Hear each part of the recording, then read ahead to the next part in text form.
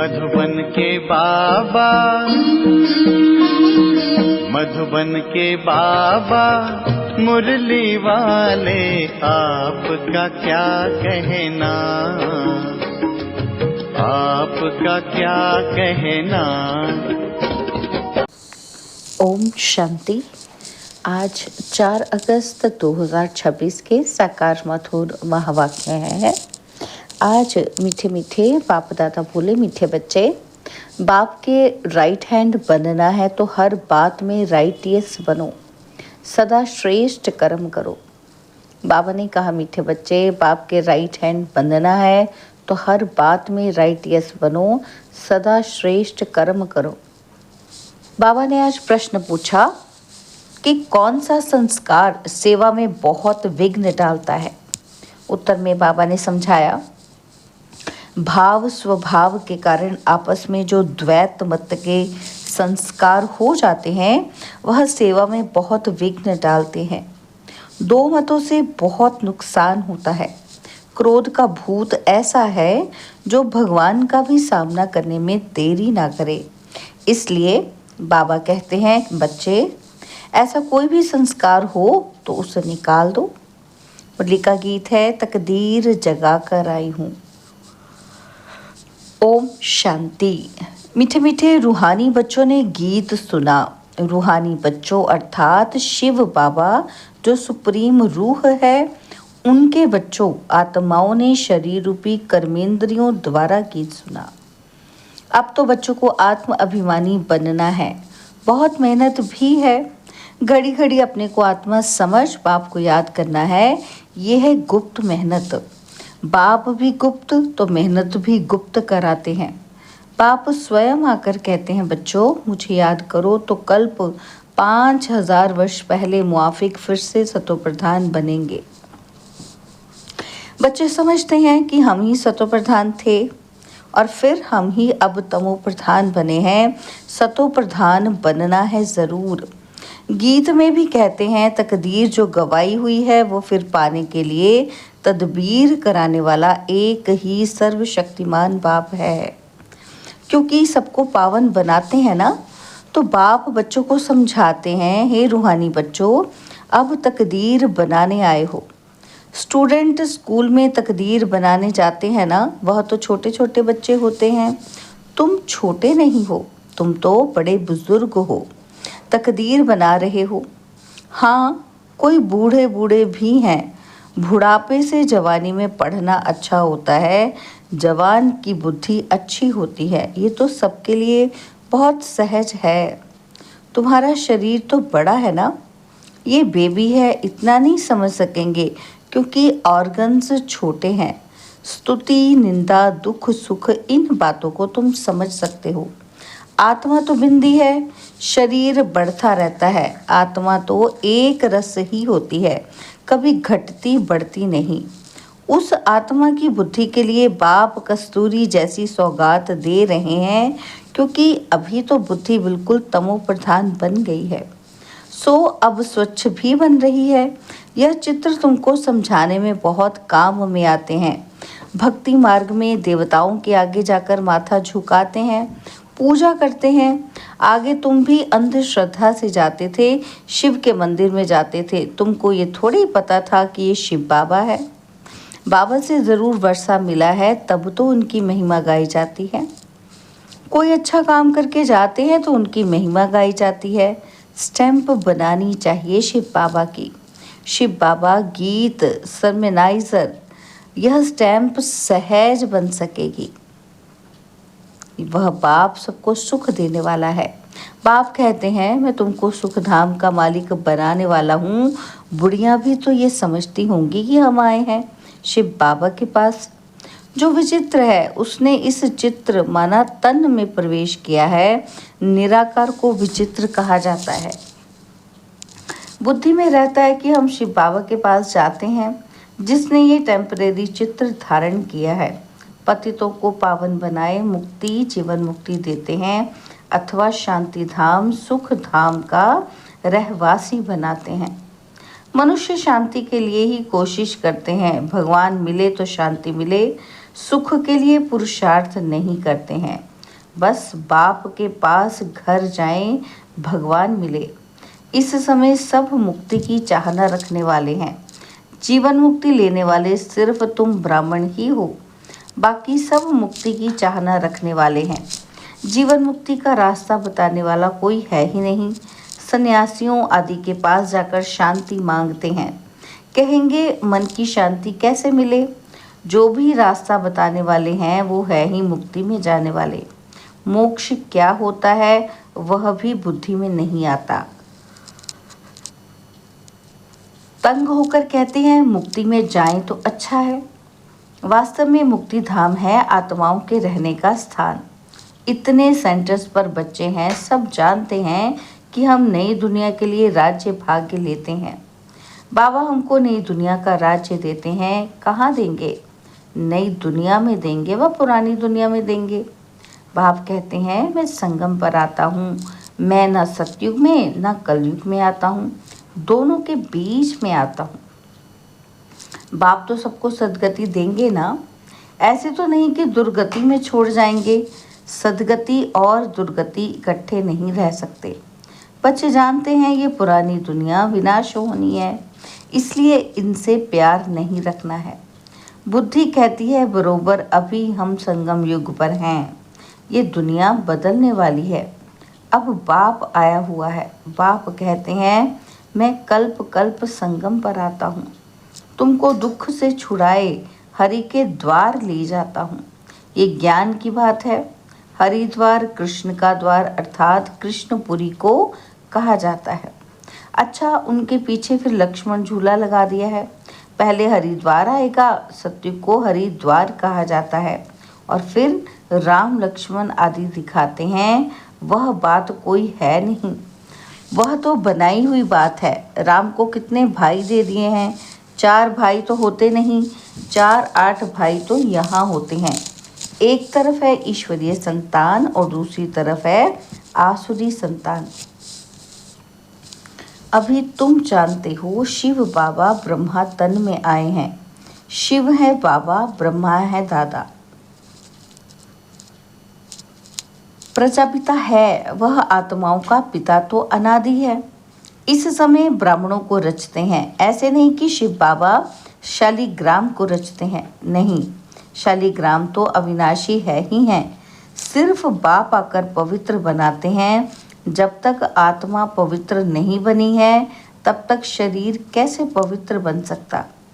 हम आत्माएं पवित्र थी तो सतो प्रधान थी, अभी अपवित्र तमो प्रधान है, और फिर सतो प्रधान कैसे बने? यह तो सहज समझ की बात है। तुम इस समय खाद पड़ने से पतित तमो प्रधान हो गए हो, अब फिर सतो प्रधान बनना है। हिसाब किताब चुकतू कर सब शांति धाम व सुख धाम में आएंगे।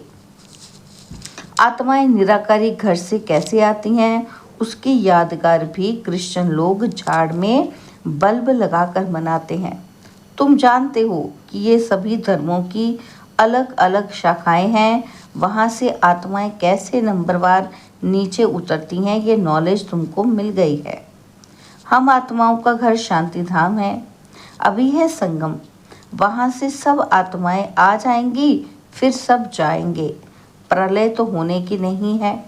तुम जानते हो हम बाबा से तकदीर बनाने फिर से स्वराज्य लेने आए हैं।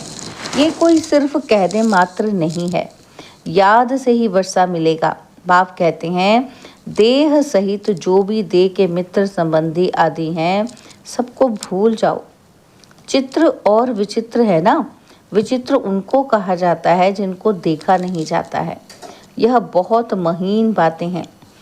आत्मा कितनी छोटी है, उनको घड़ी घड़ी पाठ बजाना पड़ता है, और किसी की बुद्धि में ऐसी बातें हैं नहीं। पहले पहले तो ये बुद्धि में बिठाना है कि हम आत्मा हैं, वो हमारा बाप है। उनको ही पतित पावन हे भगवान कह याद करते हैं। दूसरी कोई जगह जाने की दरकार नहीं है। तो याद भी एक को करना चाहिए ना। भगवान को याद करते हैं तो ज़रूर उससे कुछ मिलने का होगा, और फिर दर दर धक्के क्यों खाते हो? भगवान को तो परम धाम से आना पड़ेगा ना, हम तो जा नहीं सकते क्योंकि पतित हैं, पतित वहाँ जा न सके। अभी तुम वंडर खाते हो। भक्ति मार्ग का पाठ कैसा वंडरफुल है। एक भगवान को ही याद करते हैं, हे ईश्वर, हे परमपिता, ओ गॉड फादर। जब वह एक ही है तो फिर दूसरी तरफ धक्के क्यों खाते हो। वह एक ऊपर में रहते हैं परंतु ये सब नूंद है। ड्रामा अनुसार भक्ति करते हैं बेहद बेसमझी से। अभी तुम फिर बेहद समझदार बनते हो। श्रीमत पर चलने वाले ही समझदार बनते हैं। वह फिर छिपे नहीं रह सकते, वह सदैव शिष्टाचारी काम ही करेंगे। बाप कहते हैं हम दुख हरता सुख करता है, तो बच्चों को भी कितना मीठा बनना चाहिए, बाप का राइट हैंड बनना चाहिए। ऐसे बच्चे ही बाप को प्रिय लगते हैं। राइट हैंड है ना, तुमको मालूम है लेफ्ट हाथ से इतना काम नहीं कर सकते हैं क्योंकि राइट हाथ राइटियस काम करते हैं, इसलिए इस राइट हाथ को ही शुभ काम में लगाते हैं। पूजा हमेशा राइट हैंड से करते हैं। बाप कहते हैं हर बात में राइटियस बनो। बाप मिला है तो खुशी होनी चाहिए। बाप कहते हैं माम एकम याद करो तो फिर अंतमति सो गति हो जाएगी। मत और गत व गति करने की मत एक ही है। गाया भी जाता है ईश्वर की गत मत ईश्वर ही जाने। पतित पावन वही है, वह जानते हैं मैं मनुष्यों को पावन बनाए दुर्गति से सद्गति में कैसे ले जाऊंगा। भक्ति मार्ग में कितनी मेहनत करते हैं परंतु सद्गति होती नहीं, फल कुछ भी मिलता नहीं। सद्गति देने वाला तो एक ही बाप है। भक्ति में जो जिस भावना से पूजा करते हैं उनको वो फल देने वाला मैं ही हूँ। वह भी ड्रामा में नूंद है, उनको आपे ही मिल जाता है अपने पुरुषार्थ से। अब पवित्र भी अपने पुरुषार्थ से बच्चों को बनना है। बाप कहते हैं मीठे मीठे बाप को याद करो, वही सर्वशक्तिमान ऑल माइटी अथॉरिटी कितना अच्छा बनाते हैं। तुम सबको जान चुके हो फिर बाप से वर्षा ले रहे हो। रचयिता और रचना की नॉलेज तुम्हारी बुद्धि में है। तुम जानते हो ये नॉलेज हमारे में नहीं थी। यज्ञ तप आदि करना, शास्त्र आदि सुनना, ये है शास्त्रों की नॉलेज। उनको भक्ति कहा जाता। उसमें एम ऑब्जेक्ट कुछ है नहीं। पढ़ाई में एम ऑब्जेक्ट रहती है, कोई ना कोई प्रकार की नॉलेज होती है। हमको पति से पावन बनने की नॉलेज पतित पावन बाप ने दी है। सृष्टि के आदि मध्य अंत की नॉलेज बाप ने दी है। ये सृष्टि चक्र कैसे फिरता है, इसमें सभी एक्टर्स पार्टधारी हैं। यह अनादि नाटक बना हुआ है। ये बेहद की नॉलेज तो ज़रूर होनी चाहिए। तुम बच्चे जानते हो अभी हम घोर अंधियारे से निकल घोर सोजरे में जा रहे हैं। तुम अभी देवता बन रहे हो। ये भी समझाना है कि आदि सनातन तो देवी देवता धर्म है जिसे हिंदू धर्म कह दिया है। धीरे धीरे ये बात भी समझ जाएंगे। बच्चों को खड़ा होना चाहिए, इसमें तो ढेर बच्चे चाहिए। दिल्ली में कॉन्फ्रेंस करनी पड़े, परिस्तान भी दिल्ली को कहा जाता है। यही जमुना का कंठा था। दिल्ली कैपिटल है, बहुतों के हाथ आई है। देवताओं की कैपिटल भी यह थी। दिल्ली में बहुत बड़ी कॉन्फ्रेंस होनी चाहिए, परंतु माया ऐसी है जो करने ही नहीं देती, विघ्न बहुत डालती है। आजकल भाव स्वभाव भी बहुत ही हो गए हैं ना, तो बच्चों को आपस में मिलकर सर्विस में लगना है। वे लोग भी आपस में नहीं मिलते हैं तो राजाई ही उड़ जाती है। दो पार्टी हो जाती है तो प्रेसिडेंट को भी उड़ा देते हैं। द्वैत मत बड़ा नुकसान करती है। फिर भगवान का भी सामना करने में देरी नहीं करते हैं, नुकसान भी बहुत पाते हैं। क्रोध का भूत आ जाता है तो फिर बात मत पूछो। इसलिए बाबा कहते हैं गुड़ जाने गुड़ की गोथरी जाने। बाप बच्चों को सृष्टि के आदि मध्य अंत की नॉलेज सुना रहे हैं। अब कोई धारणा करे व ना करे वो है पुरुषार्थ पर मदार। ऐसे नहीं कि कोई पर बाबा आशीर्वाद व कृपा करेंगे, इसमें कृपा आदि मांगने की बात नहीं। प्रेरणा से अगर योग और ज्ञान सिखलाना होता फिर तो बाप कहते हैं मैं इस गंदी दुनिया में आता ही क्यों। प्रेरणा, आशीर्वाद, ये सब भक्ति मार्ग के अक्षर हैं। इसमें पुरुषार्थ करना होता है, प्रेरणा की बात नहीं। तुमको 3 इंजन मिली है इकट्ठी। वहाँ तो बाप अलग, टीचर अलग मिलता है, गुरु पिछाड़ी में मिलता है। यहाँ तो ये तीनों ही इकट्ठे हैं। बाप कहते हैं मैं तुमको पूज्य बनाता हूँ, तुम फिर पुजारी बन जाएंगे। बड़ा युक्ति से समझाना है, ऐसा ना हो कि कोई बेहोश हो जाए। पहले पहले मुख्य है 2 बाप की बात। भगवान बाप है, उनका जन्म शिव जयंती भी यहाँ मनाते हैं। ज़रूर स्वर्ग का मालिक बनाते होंगे। भारत में ही स्वर्ग था।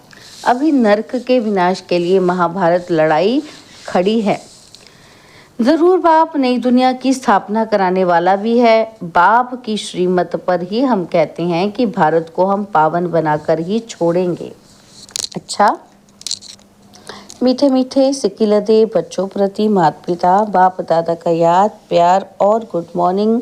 रूहानी बाप की रूहानी बच्चों को नमस्ते। हम रूहानी बच्चों की रूहानी बाप दादाजी को दिलवा जान सिकवा प्रेम से नमस्ते। ओम शांति। प्यारे बाबा, मीठे बाबा, मेरे बाबा, शुक्रिया बाबा, शुक्रिया बाबा, शुक्रिया। धारणा के लिए मुख्य सार है। पहला पॉइंट है, जैसे बाप दुख हरता सुख करता है, ऐसे बाप समान बनना है, बहुत मीठा बनना है, सदा शुभ काम करके राइट हैंड बन जाना है। सेकंड पॉइंट है, 2 मतें नहीं बनानी है, भाव स्वभाव में आकर 1-2 का सामना नहीं करना है, क्रोध का भूत निकाल देना है। बाबा ने आज हमें वरदान दिया, स्वयं की स्मृति में रह अपने हर कर्म को संयम माना नियम बनाने वाले अथॉरिटी स्वरूप भव। स्वयं की स्मृति में रह अपने हर कर्म को संयम बनाने वाले अथॉरिटी स्वरूप भव। जैसे साकार में स्वयं की स्मृति में रहने से जो कर्म किया वही ब्राह्मण परिवार का संयम बन गया। स्वयं के नशे में रहने के कारण अथॉरिटी से कह सकते थे कि अगर साकार द्वारा कोई उल्टा कर्म भी हो गया तो सुलटा कर देंगे। स्वयं के स्वरूप की स्मृति में रहने से ये नशा रहता है कि कोई कर्म उल्टा हो ही नहीं सकता। आप बच्चे भी जब स्वयं की स्थिति में स्थित रहो तो जो संकल्प चलेगा, जो बोल बोलेंगे व कर्म करेंगे, वही संयम अर्थात नियम बन जाएगा। स्लोगन है, पवित्रता का पिलर मजबूत करो तो ये पिलर लाइट हाउस का काम करता रहेगा। बाबा के व्यक्ति इशारे, अपवित्रता के बीज को भी समाप्त कर संपूर्ण स्वच्छ बनूं। बाबा कहते अगर बुद्धि में अशुद्ध संकल्प व पुराने संस्कार संकल्प रूप में भी टच होते हैं तो संपूर्ण वैष्णव नहीं कहेंगे। जैसे कोई अकर्तव्य कार्य देखता भी है तो देखने का असर हो जाता है, उसका भी हिसाब बन जाता है। इस हिसाब से सोचो तो पुराने संस्कार व अशुद्ध संकल्प बुद्धि में अगर टच होते हैं तो भी संपूर्ण वैष्णव व संपूर्ण पवित्र कैसे कहेंगे। अच्छा, ओम शांति।